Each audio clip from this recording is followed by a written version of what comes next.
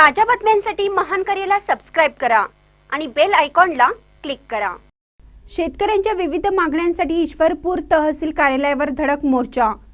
विविध मागण्यांसाठी आमदार सदाभाऊ खोत यांच्या रयत क्रांती संघटनेच्या वतीने इस्लामपूर तहसील कार्यालयावर धडक मोर्चाचे आयोजन करण्यात आले होते।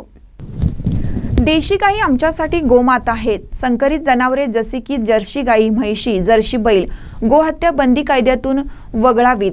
गायीच्या दुधास प्रति लिटर 40 रुपये दर द्यावा। साखरेची आधारभूत किंमत 40 रुपये करावी। नियमित कर्ज भरणाऱ्या शेतकऱ्यास 1 लाख रुपये प्रोत्साहनपर अनुदान द्यावं। या प्रमुख मागणीसाठी आमदार सदाभाऊ खोत यांची रयत क्रांती संघटनेच्या वतीने इस्लामपूर तहसील कार्यालयावर धडक मोर्चाचे आयोजन करण्यात आले होते। यावेळी KRP कॉलेज शेजारी असणाऱ्या शिवाजी महाराज यांच्या पुतळ्यास पुष्पहार घालून मोर्चास सुरुवात झाली। आझाद चौक, गांधी चौक, पोस्ट ऑफिस मार्गे तहसीलदार कार्यालयासमोर ठिय्या मारला। यावेळी काही शेतकऱ्यांची व रयत क्रांती संघटनेच्या कार्यकर्त्यांची भाषणे झाली।